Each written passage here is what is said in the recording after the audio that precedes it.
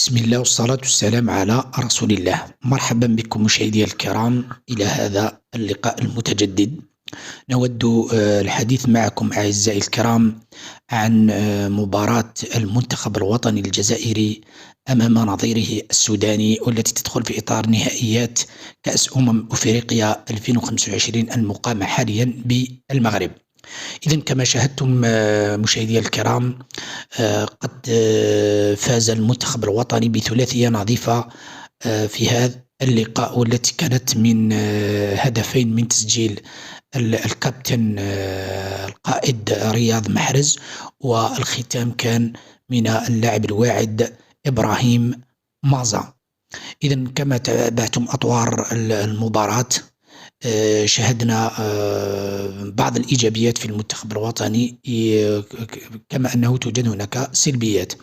إذا بالنسبة للإيجابيات، كانت هناك نقولات نوعية بين اللاعبين، خصوصا في الهدف الأول. تمريرة كانت من بونجاح، عرضية إلى عمورة، ثم عمورة إلى بوداوي اللي يمررها بالعقب لرياض، ورياض يروضها ويحطها في الشباك.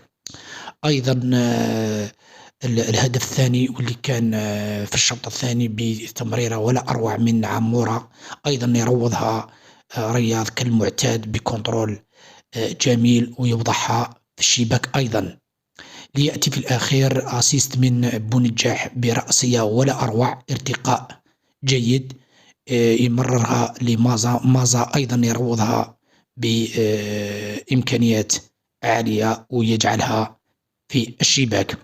إذا المنتخب الوطني كما قلنا سابقا راه فيه شلة ونخبة من اللاعبين، والله نخبة يعني بإمكانها أن تفعل الكثير، ولكن لابد من تأطير، يكون تأطير مناسب اللي يخليها توصل لهذا المستوى.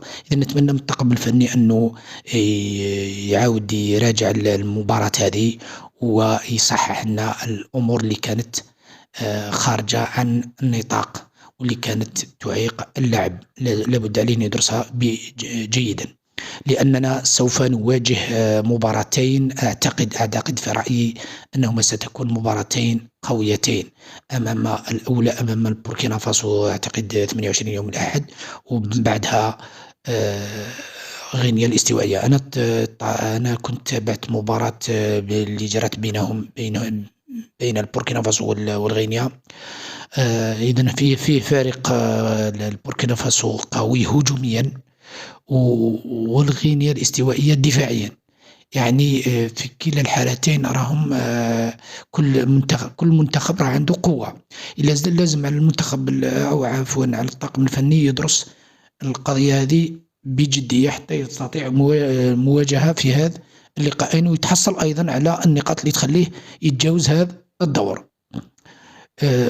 هذا العمل لابد يقوم به الناخب الوطني مع الطاقم تاعو حتى يستطيع تحقيق النتيجة اللي راه يتطلع لها الجمهور، والجمهور راه فرحان سعيد، لأنه أنك تفوز في اللقاء الأول.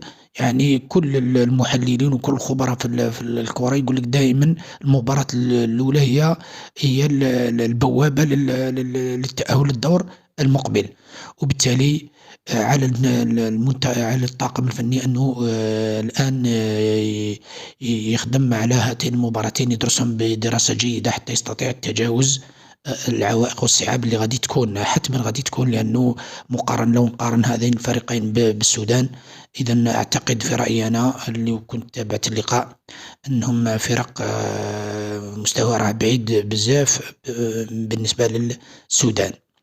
إذا نتمنى كل الخير، ونتمنى للطاقم الفني يعمل كل ما في وسعه حتى يستطيع تحقيق الهدف. وإلى ذلك الحين نترككم في رعاية الله وحفظه، والسلام عليكم ورحمة الله تعالى وبركاته.